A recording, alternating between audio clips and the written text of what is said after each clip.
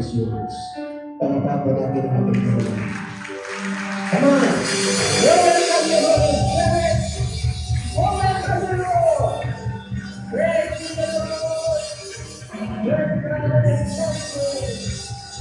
Praise the Lord and His power! Praise the Lord and His name! Hallelujah! Wow! Praise the Lord!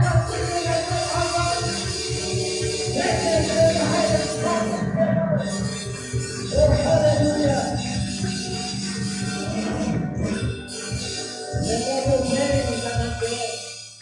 Praise ye the Lord. Ang lahat po ng may hiningan ay magsaging purihin ng Diyos. Purihin ng Diyos at mapagpalang umaga po sa inyo lahat. Thank you so much, choir. Thank you so much sa ating mga musicians. Lahat po ng mga nag-perform. Hallelujah, mula sa giving, yung mga bata, hanggang sa drama po, sa mga young people. Thank you so much sa lahat po naman nandito. Do we have any visitors for this day? Can you please raise up your hands that we may recognize? Yung mga bisita po, pakitaas po ang inyong mga. I just want to, okay? Saan dito? Bisita po, first time. First time. Okay. Salamat po na marami. Pagpalaan po kayo lahat ng ating Panginoon. For without any further ado, if you have your Bibles with you, the book of Matthew chapter 24 verse 14. And if this gospel shall be preached in all nations and witnessed to all. Okay? And this gospel of the kingdom will be preached in all the world as a witness to all the nations, and then the end will come. The keyword is gospel. Okay? And my title this morning is entitled, The Gospel is All You Need. Okay po? Sabi mo siya katabi, please be with you. Okay. At dito po ang inyong attention. Ang mga may pandinig ay dapat makinig. Okay? When the Lord Jesus Christ preached the word, sinasabi niya lagi po, ang may mga pandinig ay makinig. May pandinig po tayo na literal. Pero po, okay, yung pandinig po na hinihingi ng Diyos yung spiritual. Okay? Kasi ang kanyang salita ay spiritual. Yahweh, I am the first, the great I am. Ang sabi po sa ating inawit kanina, laging sinasabi doon, one God, the way, the plan, wuwa. Diba? Parang gano'n eh. Wuwa. Okay. Tama ba yan? Totoo po yun. God is a spirit, and they that worship Him must worship Him in spirit and in truth. Ang Panginoong Diyos ay Espiritu. Kaya pag tayo po ay nagpupuri at sumasamba sa Diyos, sasampahin po natin siya ng Espiritu at katotohanan. Wala dito, wala yung picture dito. Pag sinabing Espiritu po, kaya mo, nasasampahin mo siya ng Espiritu. Kaya sabi ko ron, He is the only way. Siya lang po yung daan. Siya lang po yung buhay. At siya yung katotohanan. Wala nang makakapunta sa Ama maliban kay Jesus Christ. At ang sabi niya, yung plano niya sa atin, napakaganda. My plan, and my thought I take toward you, or my plan to you, is I will give you an expected end, a prosperous life. Nais ng Lord na ang kanyang nilikha, yung mga nananalig sa Kanya, yung Kanyang mga anak ay makuha nila yung pagpapalan ng Diyos. At yan yung nais ng Diyos sa lahat sa atin po. Kaya sa mga mananampalataya, napaka-privilege po natin. At saka sa mga bisita po, hindi po aksidente na kayo nakapunta rito. Pag ginamit sa inyo, kagaya rin namin noon, pag ginamit ang Diyos, para kami po ay maging mananampalataya. So, dito po, pag sinabi the gospel is all for you. Okay, is all you need. Gospel is a good news. Okay, titingnan po natin ang gospel. What is the meaning of the gospel?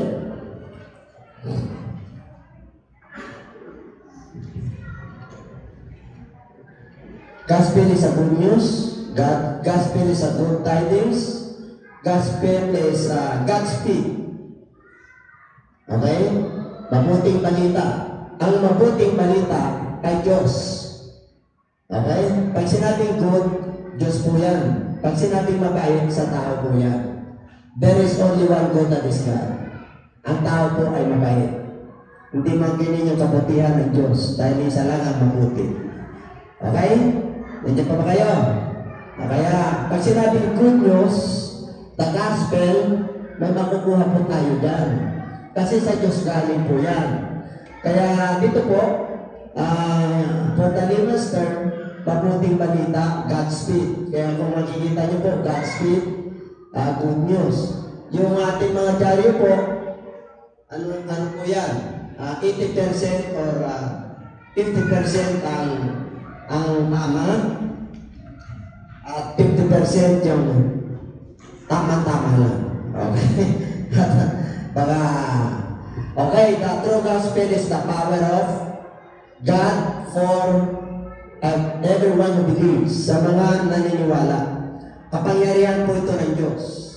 Pag sinabi kapangyarihan ng Diyos, matindi po yan. Kukumplituhin ka, pagkulang ka.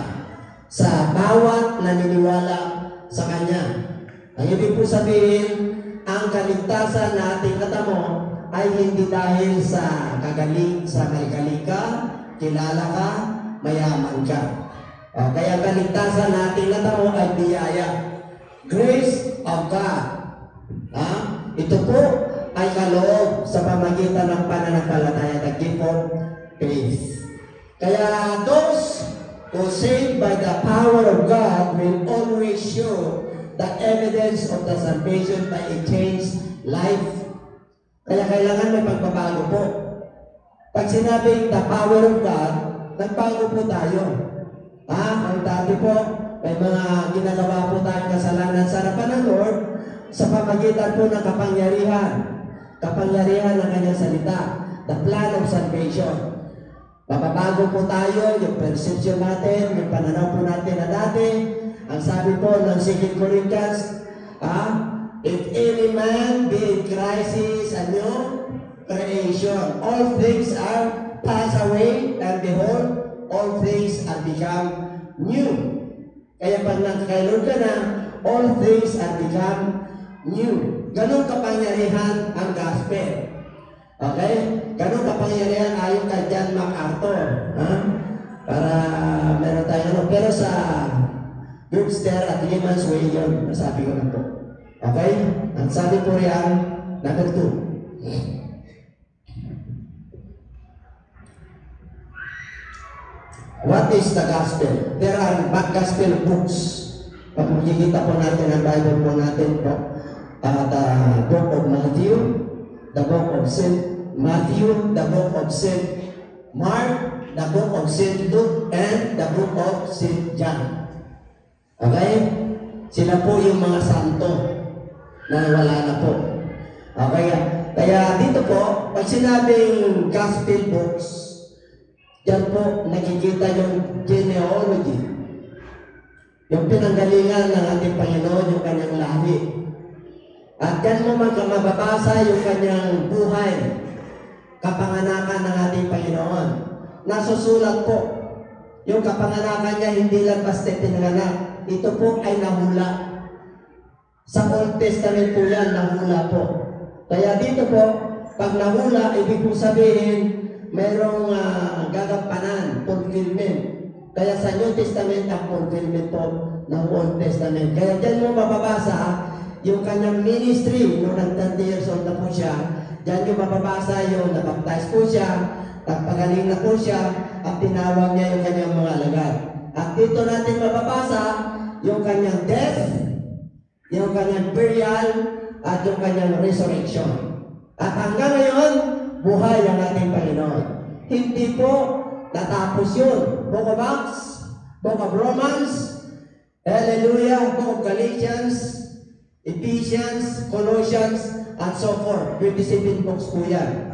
At yung book of Revelations, yung po, yung the only prophecy in the New Testament. Okay po? Malinaw?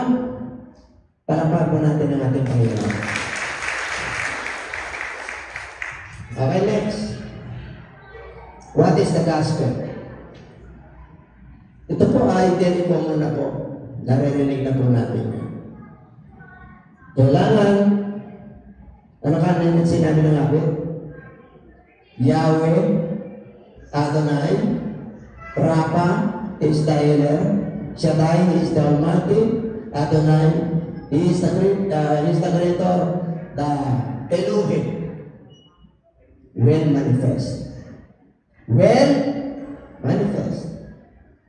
Kailangan po kakausapin tayo ng Diyos ngayon. Kung may nararamdaman ka, pagkakalihin ka ng Diyos. Because He is the Rapa, the greatest healer.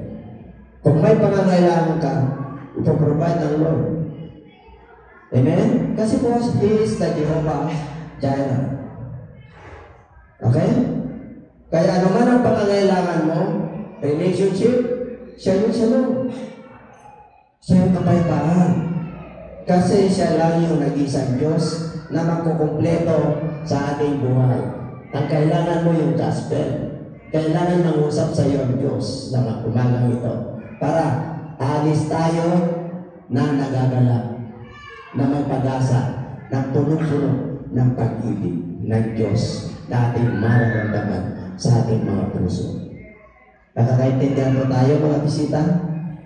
At nakakaintindihan pa rin tayo mga mananampalataya ng ating paglilingkod ay sa dami ng problema para bang inaagaw na yung atensyon natin. Yung itim kanina rito, nagre-represent ang kadiliman po yun.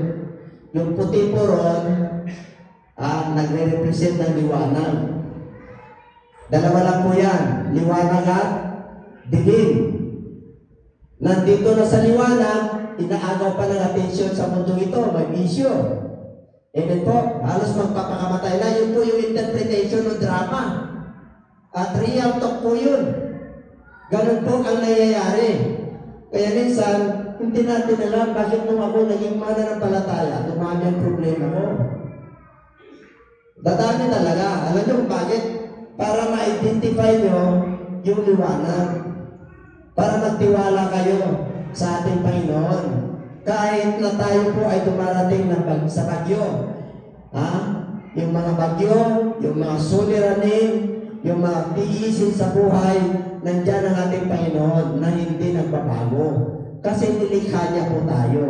Kasi ang pag-ibig ng Diyos ay gano'n na lamang po. John 3:16. Alam niyo na po yan, gano'n na lamang ang pag-ibig ng Diyos sa buong mundo. Ibinigay niya yung kanyang buktong na kung sino mang malampalataya sa Kanya ay hindi mapapahamak kundi magkaroon ng buhay na walang hanggan. Sabihin mo sa kapatid, sa kayong katabi, hindi ka mapapahamak sis. Hindi ka mapapahamak darling. Pag-asawa mo yan. Ano? Pagka-tatay mo yan, hindi ka mapapahamak tayo. Kaya nandito ka eh. Kasi hindi aksidente na pumunta ka rito. Alam niyo po, pag hindi pinahintulutan ng Diyos na pumunta kayo rito, wala kang magagawa. Kaya special kayo sa harapan ng Lord mabisita. Isa lamang po ang manunumpalik sa Lord at pagsisisi, libo-libo pong anghel ang siyang nagagalak sa kalangitan. Kaya mapalad po kayo. Hindi po kayo kadali pumasok sa buhay na walang hanggan. Ang sabi ni Jesus Christ, mag-ingat. Kaya sabi sa Matthew chapter 24, ang ating pinakatema. Bakit po? Mag-ingat. Ano yung ingatan? Maraming turo na bulaan. Maraming propeta na bulaan. Maraming Kristo na bulaan. Kaya pag ikaw ay nasa katotohanan, hindi ka maliligaw. At ang sabi ni Kristo, mag-ingat kayo. O, tingnan natin, isa-isa natin. Ito yung gospel. Mamaya na yan. Mamaya na yan. Iunin natin yan. The end time gospel. There is an end time gospel. Starting from Matthew chapter 24, 1 to 14. Alam niyo po ang ating Panginoon. Samantalang malapit na siya i-crucify, narala niya yung kanyang mga alagad. Ipinakita niya yung templo. Sabi niya sa kanyang mga alagad, itong templo na to, walang kapwa pa to na maiwan. Kaya sabi ng mga alagad, kailan ito mangyayari? Dalawa yan, kailan mangyayari? At ano yung mga palatandaan na mangyayari ito? Yung templo na tinutukoy po yan, that is the second temple. The first temple was erected by Solomon. Second temple, ni-rebuild back po yan ni King Herod. Yun yung pinag-uusapan. Yung King Herod. Ngayon, kailan mangyayari? Nangyari ba noon? Kung sinabi niya yun? Yes. After 70 years. Kaya pag pumunta ka doon, sa Israel ngayon, anong naiwang templo doon? Wailing Wall. Ano nakalagay na templo doon? The Rock of the Doom. Di ba kayo? And now, there is the third temple. Yan po, yung pinag-awayan ng Hamas. On October 7, 2023. Okay? Hindi mo patatapos ang gera dyan. Palaki ng palaki at paluwag ng paluwag yan. Because there is the preparation of the third temple. Kaya yung mga cow dyan, na red cow, nakahanda na po yan. Ang tawag po dyan, ano po yun? Para ialay po nila lahat na mga kapitan sa templo na yan. Kaya malapit na darating ang ating Lord. What you need is the gospel. What you need is all. Diba? Yung gospel talaga. Yan ang sikreto para maliwanagan ka. Yan ang sikreto para magkaroon ka ng pag-asa. Yan ang sikreto para magkaroon ka ng kapayapaan. Para gagaling ka kahit na may tiisin, mahirap ang buhay, ang inflation rate ay kabi-kabila. Yung 1,000 mo, pag-uwi mo, konti na lang. Bakit po? Napakataas ang mga bilihin, ang ating sweldo po, napakababa. Yung mga basic utilities po natin, napakataas. Yung mga basic needs, yung mga Meralco, yung mga water supply, kasama yung cellphone po natin, hindi na po magkasya. Po, ang bigas ngayon, 60 pesos. 2 years ago, magkano bigas? Are you aware what is happening around? You are not aware because of the gadgets. Nakamba po ang gera. Amen? Sa atin po, pag nag-spark yan, Ukraine, tapos ngayon Israel. Ano ngayon na nakamba? Water cannon lang ngayon sa West Philippine Sea. That is a reality. Kinigising na tayo ng ating Panginoon. Sabi mo sa katabi, gising. Gising. Oo, yung iba tulog pa eh. Oo. Amen? Kaya yung spiritual natin dapat gising na yan eh. So yung end time na yan, false Christ, sinabi ko na. Wars, sinabi ko na rin. Famines. Gutom. Ano pang famines? Kayo ba naniniwala na marami nagugutom? How many percent of Filipinos are unemployed? Famines. Signs of is coming. May mga lugar na United Nations na lang po ang nagsusupply. Wala na silang makain. Kakainin nila, kunyari yung puti. Alaman na lang. Di ba merong advertisement doon? Sa McDo. Isipin mo na lang na kinakain mo ay. Nakukuha yan sa imagination para mapupusok ka. Tayo po, ang kainan natin noon, 30 years ago, tatlong beses tayo kumain. May merienda pa. 20 years ago. Ngayon, parang ang kainan na 2 beses na lang. Itulog mo na lang. Tanghalian at hapon. Real? Real? Totoo po yun. Kaya magising na po tayo. Dito sa mundong ito, pag dito ka nakapokus, kanan, kaliwa, likod, harap, trouble, maligalig, magkaroon ka na ng kabalisahan. Pero huwag kang mag-alala, meron tayong Diyos. Sabi ng Philippians 4:19, but my God shall supply all your needs, according to all His riches and glory. Our God is a rich God. He owns everything. The earth is the Lord's and the fullness thereof. All that is in the world, siya ang nagmamayari. Why? He founded it upon the seas and established it upon the floods. Who shall ascend unto the hill of the Lord? And who shall stand in His holy place? Sino ang makakaparoon sa Kanya? Sino ang makakatayo sa harapan ng Diyos? Sino? Ikaw na gumagawa ng kasalanan? No! Akala mo lang Diyos yung tinatawag mo. Wala ka palang koneksyon. Hindi pa sa tumawag sa Diyos yan. Sinabi po yan ng Matthew 7:21. Hindi lahat ng tumatawag sa akin na Panginoon, Panginoon, Panginoon. Kilala ko sila.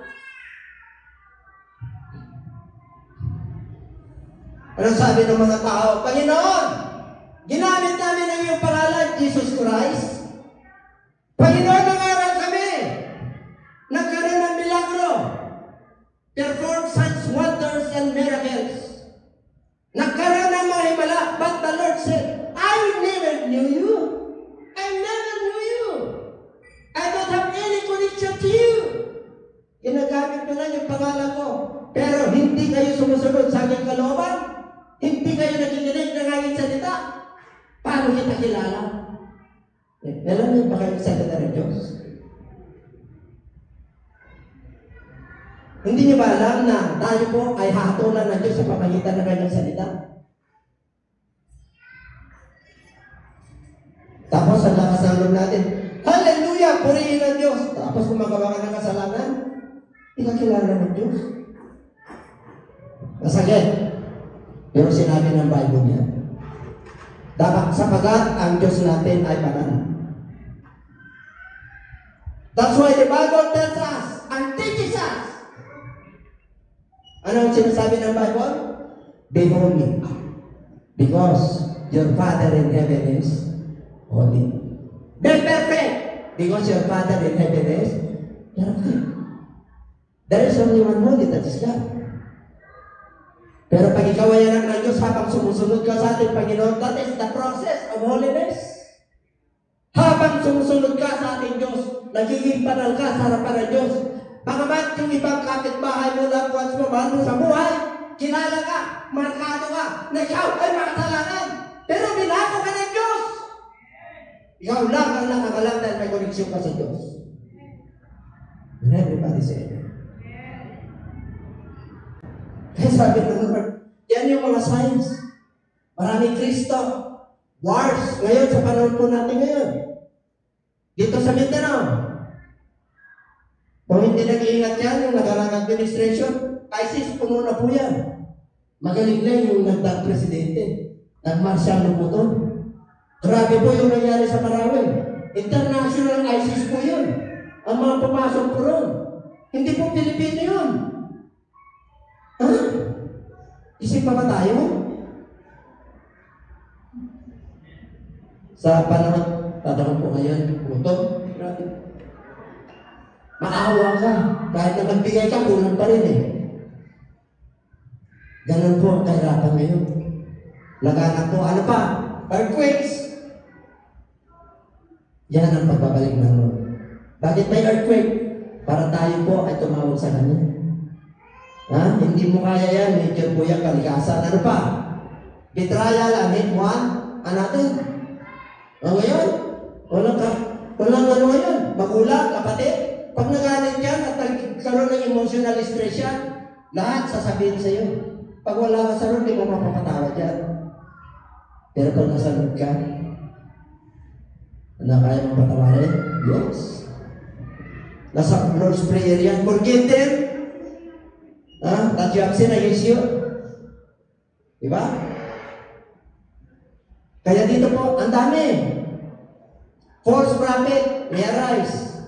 Increase of lawlessness.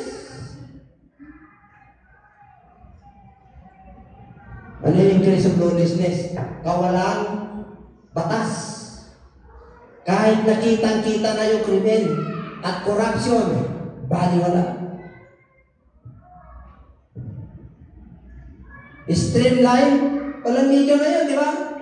Puro vlogger lang ang nangyayari sa bansa. Wala akong sinasakayunan. Biblical po yun. Why lawlessness shall arise? The love of many shall wax cold. Yung pag-ibig ng marami ay, manlalamig. Kaya sa hirap ng buhay, makukompromise ka. Hirap muna ako, kapatid. Ibabalik ko sa ganito. Dahil sa hirap ng buhay, di mo na may balik. Makukompromise ka, magagalit na yun sa yung kaibigan mo. O kung kulang ang pananampalataya mo kay Lord, alam niyo, magpupuno lang yan ang Diyos. Kaya, what you need is the gospel. All you need is the gospel. Yan ang sikreto kung gusto mo blessing. Kahit na tama-tama lang, pero masaya ka. Gospel you need. Pag mayroon kang karamdaman, at ang sabi ng doktor, pag maintenance ka, o isang taon na lang buhay mo, what you need is a gospel.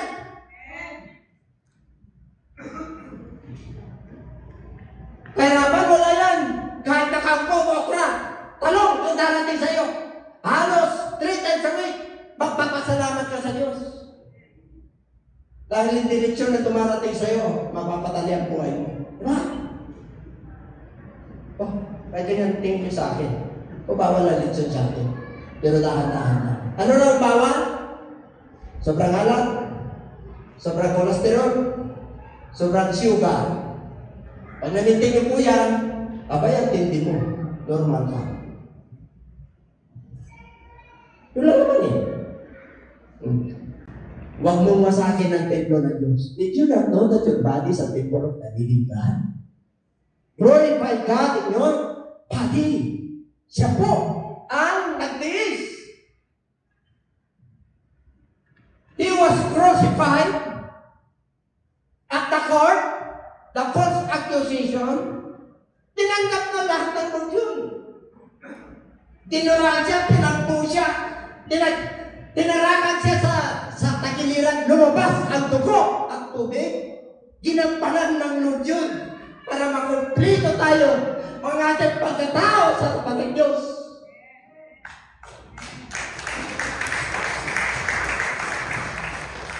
Ganun ka po dyan. God loved us so much.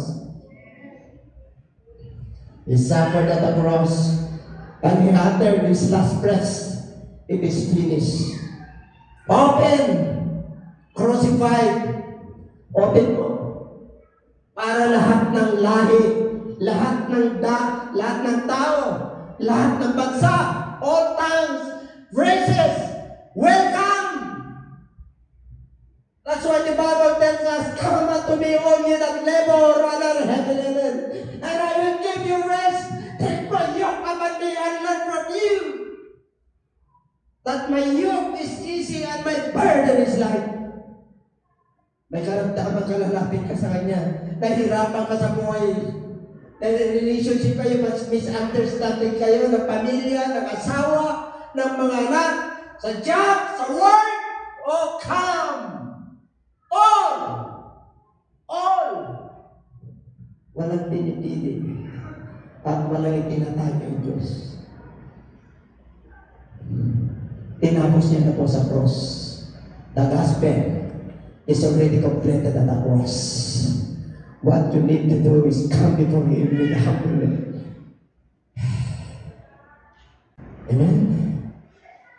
Just shall we clap and thanks to the Lord. Clap! Rejoice! Yes!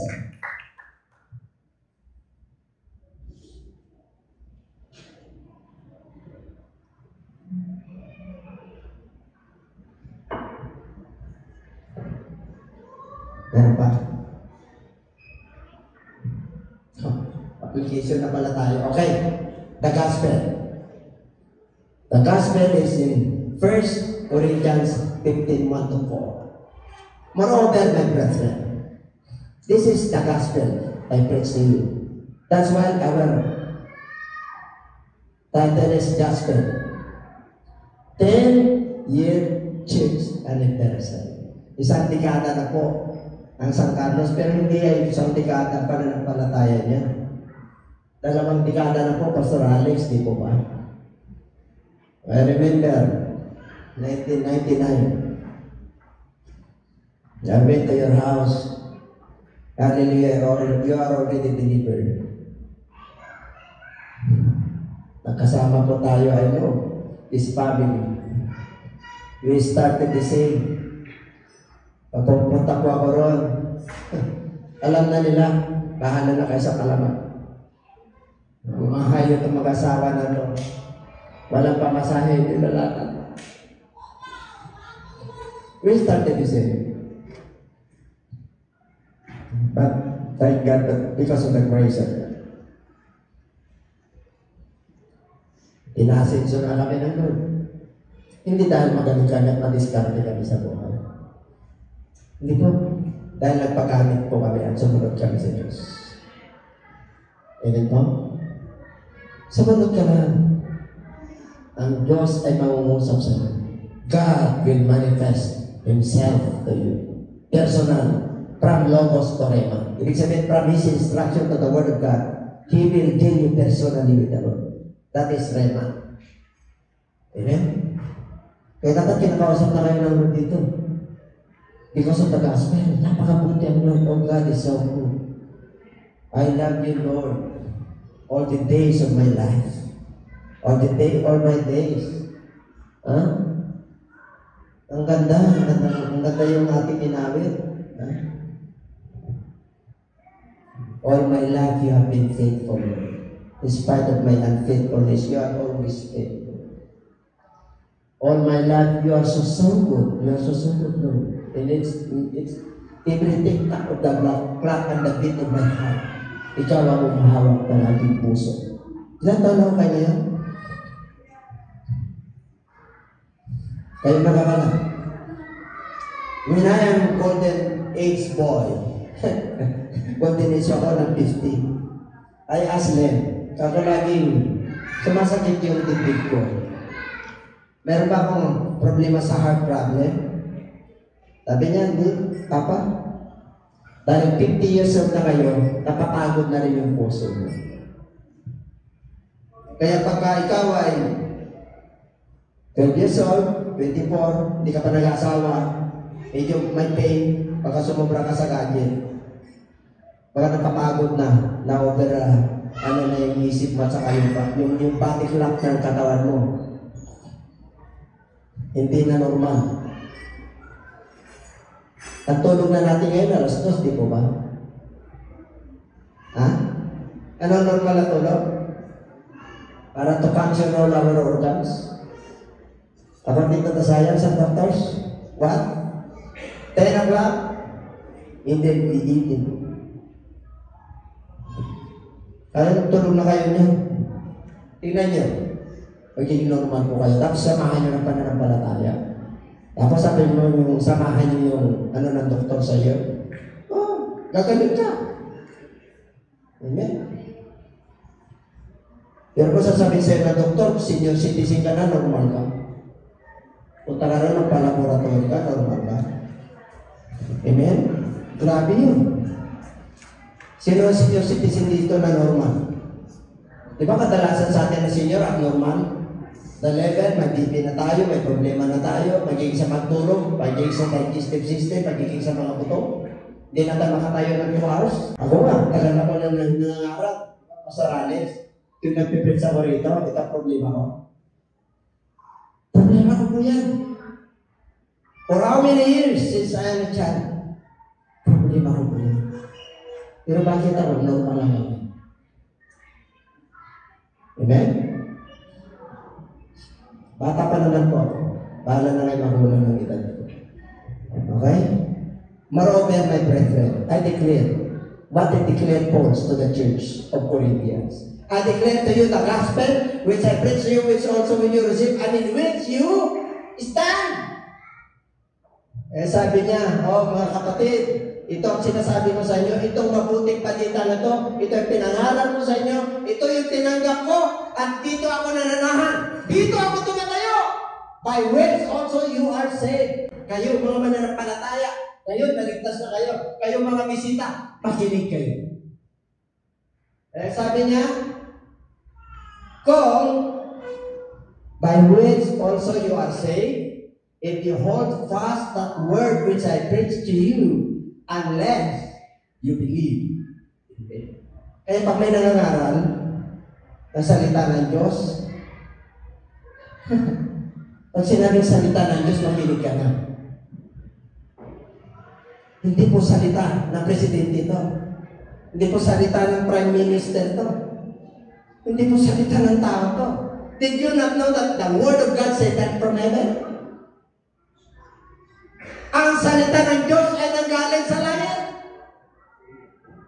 All nations of this world, there is the word of God, whether you are communist country.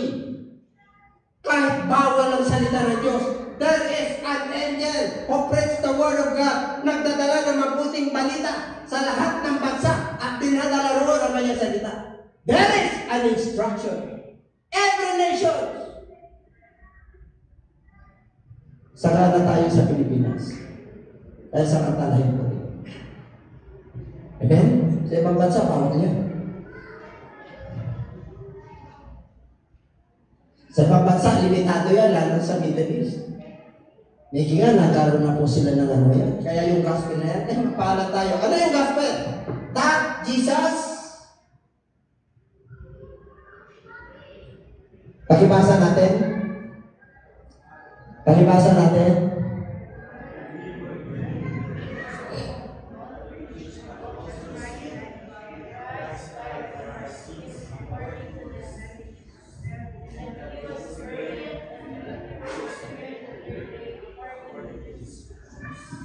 Ito yung natanggap ko. Ito yung mabuting balita na tinanggap ko sa Pilipo. Okay? Ano raw? According to the scripture. Pag sinabing according to the scripture, as it was written. Pag sinabing scripture, this is the instruction of God to all mankind. It is an open book.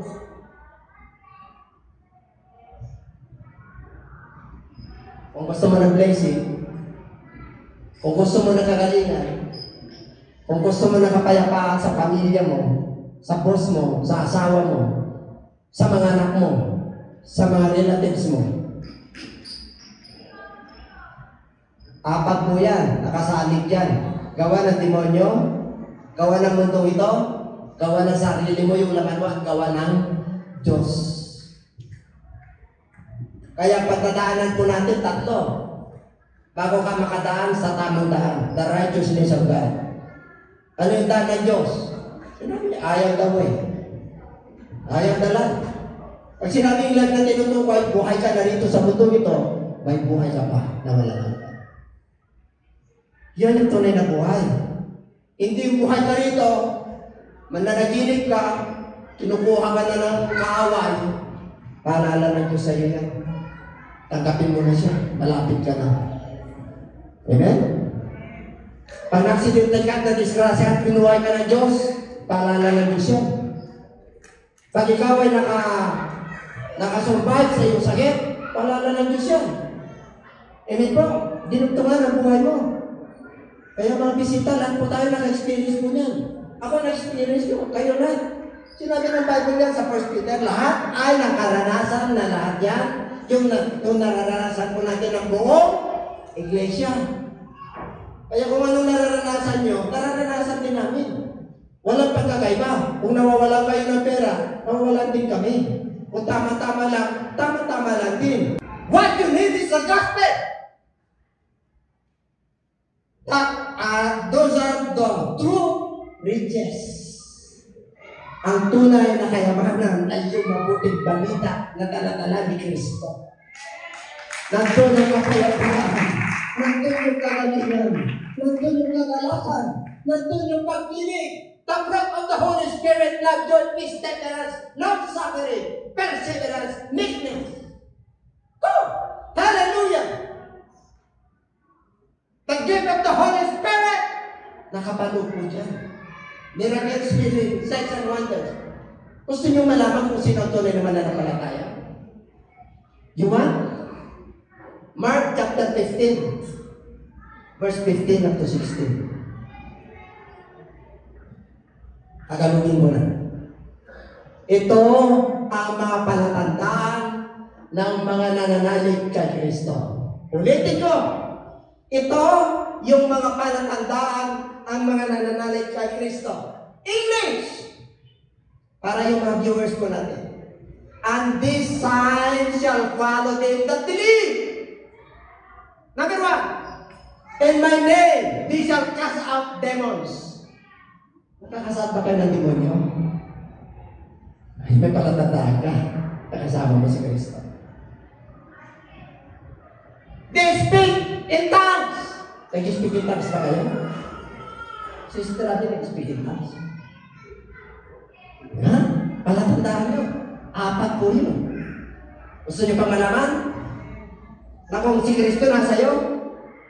Number 3. Pag sila'y kinagat ng ahas, hindi sila maano. Nakagat na ba kayo ng ahas? Hindi pa, di ba? Di ba marami sa makagat sa inyong ahas? Ha? Hindi lang ahas na literal yun. Yung gawa ng demonyo, kung kagaya ng mga nandito na nagdidramatize. Sol-sol ng demonyo, tawag na. Amen. And number 4, if you drink or eat poisonous things, it will not hurt you. Hindi ka mahalo. Kahit na nakainom ka ng lason o nakakain ka ng mga panis. Kasi ang Diyos ay sumasagot. That is the science. Yung iba ganito. Nandun ang milagro, kaya nandun. Pupunta ako ron. Hindi po. Ang milagro ay nasa likod mo. Nandun si Lord sa harap mo, sa likod mo. Susunod ang milagro sa iyo. And this sign shall follow them. Hindi, pupunta tayo sa, ay nagmilagro doon. Ay nagmilagro, hindi po. Yung pagbabago lang ng buhay mo is a great miracle. Yung pinagaling ka ng Diyos is a great miracle. Na-enlighten ka, dati nasa kadiliman ka, naliwanagan ka, nagbago ang buhay mo. That is a great miracle. Susunod yan, dapat ka ng pagkatiwala ng Diyos. You can cast out demons. What are the demons? Demons of poverty. Demons of sickness and illnesses and disease. Demons of corruption. Demons of confusion, misunderstanding the Word of God. Demons of Antichrist. There are a lot of demons. There are legions of demons. Alam niyo ba kung ilan pumasok sa isang baboy na demonyo? Nung nagkasat ng ating Panginoon? There are 2,000 demons. Kaya pag walang Kristo sa iyo, mahihirapan ka. Papatulan mo talaga yung asawa mo. Amen? Papatulan mo talaga yung anak mo. Pero pag nasa Lord ka, kahit napapano, dahan-dahan lang, may pera. Kasi may paggalang ako sa Diyos. Kasi may takot ako sa Diyos.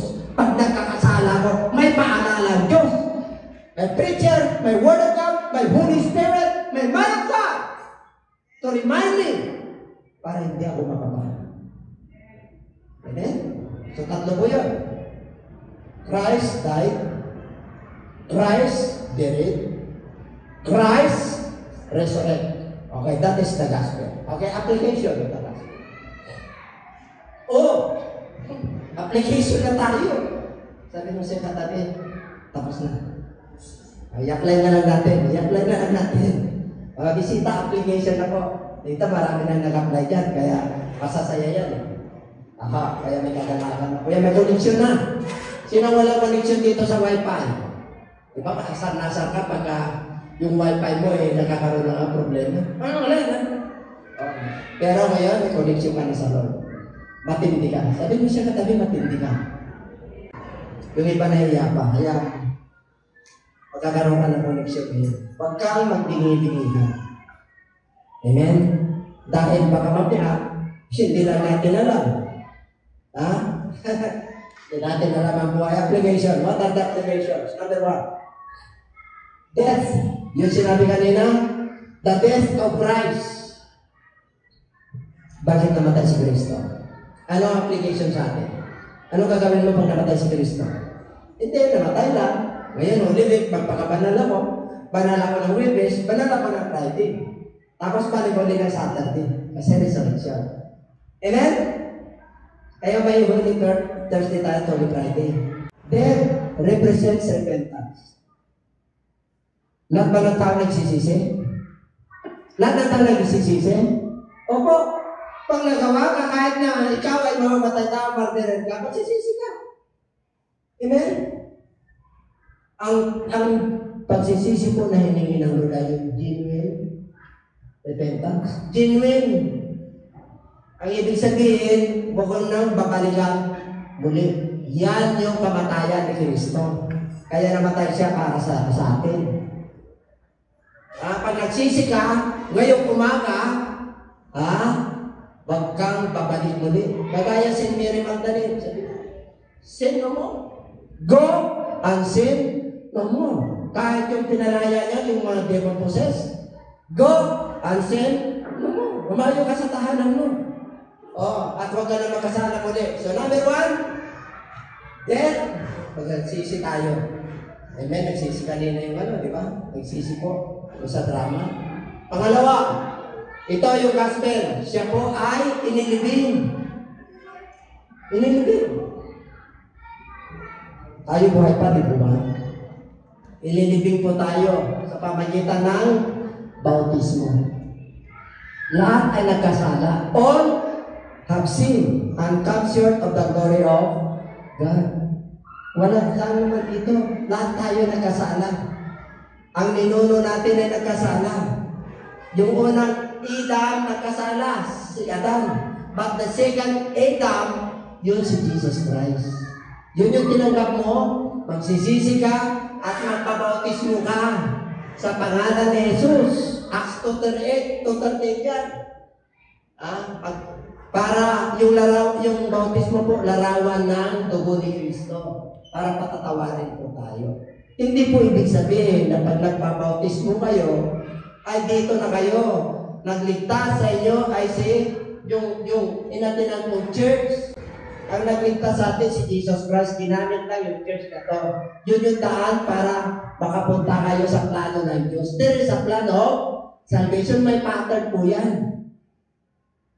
Kaya hindi kagaya na yun, tanggapin mo lang. Kasi hindi po. Hindi dami na naligtas. May pattern po yan. Hindi po tayo naligtas sa religion, sa tradisyon. Maliligtas tayo sa salita ng Diyos. Okay?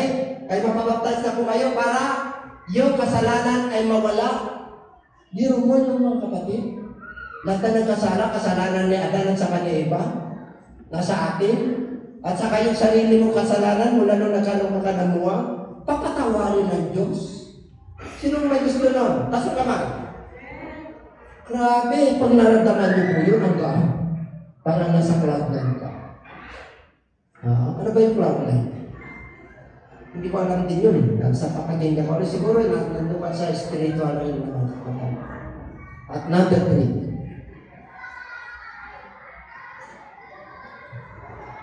Yung pangalawang susi, yung pagkahilig kay Kristo. Yung pangatlong susi, siya ay nabuhay ng ulit.